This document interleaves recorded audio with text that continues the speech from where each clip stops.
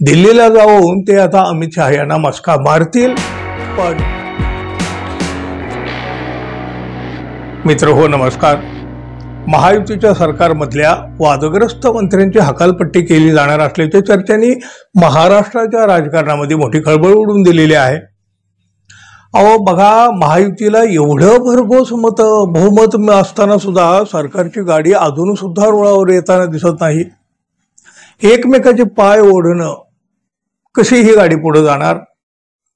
आणि बघा, त्यातले त्यात महाराष्ट्राचा विकास, जनतेच्या समस्या यावर कधीही चर्चा होत नाही आपल्या राजकारणामध्ये। आपल्या महाराष्ट्रामध्ये चर्चा असते ती आमदारांनी केलेल्या राड्याची, चड्डी बनियान गँगची, मंत्र्यांच्या पैसे भरलेल्या बॅगची, सभागृहामध्ये बसून खेळलेल्या रमीची, एकेका वादग्रस्त विधानांची, बस।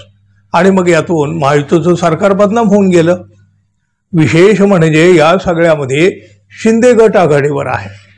शिंदे गटातील आमदार मंत्र्यांच्यामुळं महायुतीचं सरकार बदनाम होत आहे आणि त्याची जवळ भाजपाच्या प्रतिमेला बसते असं भाजपालाही वाटतं। पण भाजपात सुद्धा अशा फुटक्या तोंडांचे सायलेन्सर म्हणजे हे नेते आहेत, याकडे मात्र लक्षपूर्वक दुर्लक्ष केलं जातं ना। एकनाथ शिंदे गटाच्या एक नेत्याची वादग्रस्त प्रकरण बाहेर निघण्यामागे देखील भाजपाचा हात आहे असा आरोप देखील होत असतो। आणि आता तर काय, मंत्रिमंडळात फेरबदलाचं वारं वाहायला लागलं। एकनाथ शिंदे गटाच्या 3-4 मंत्र्यांचा पत्ता कट होणार असल्याचं तर चर्चा आहेच। यामध्ये सगळ्यात पहिलं नाव आहे ते मंत्री संजय शिरसाट यांचं। त्यांचे बरेच कारनामे वादाचे ठरलेले आहेत ना। त्याशिवाय संजय राठोड, गृहराज्यमंत्री योगेश कदम यांना सुद्धा बाहेरचा रस्ता दाखवण्याची तयारी सुरू झालेली आहे। सध्या डेंजर झोनमध्ये असलेले हे 3ही मंत्री एकनाथ शिंदे यांच्याच गटाचे आहेत। अजित पवार यांच्या पक्षाचे मंत्री माणिकराव कोकाटे यांचीही हकालपट्टी होऊ शकते। पण एकाच वेळी 3 मंत्र्यांना बाहेरचा रस्ता दाखवण्याची शक्यता असल्यामुळं शिंदे गटामध्ये मोठी खळबळ उडाली, अस्वस्थता निर्माण झाली। मुख्यमंत्री देवेंद्र फडणवीस यांनी बघा नुकताच दिल्ली दौरा केला। या दौऱ्यामध्ये वादग्रस्त मंत्र्यांचा विषय अग्रक्रमानं प्राधान्यावर होता, महत्वाचा होता।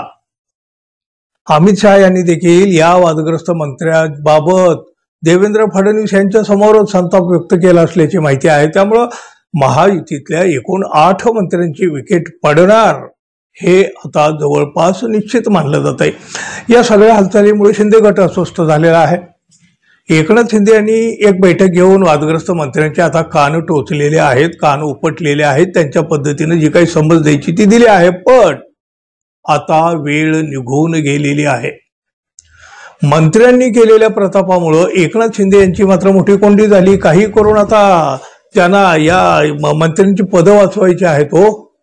त्यासाठी ते आता दिल्लीलाही जाणार आहेत म्हणे। दिल्लीला जाऊन ते आता अमित शहा यांना मस्का मारतील। पण आता एवढी बदनामी होऊन गेलेली आहे की त्यामुळे अमित शहा कोणाचं ऐकतील अशी परिस्थिती नाही। आपल्या मंत्र्यांना वाचवण्यासाठी एकनाथ शिंदे यांची धावाधाव आता किती कामाला येते आहे की शेवटी निराशाच त्यांना त्यांच्या पदरी घ्यावी लागते, हे येत्या काही दिवसात नक्की दिसेल।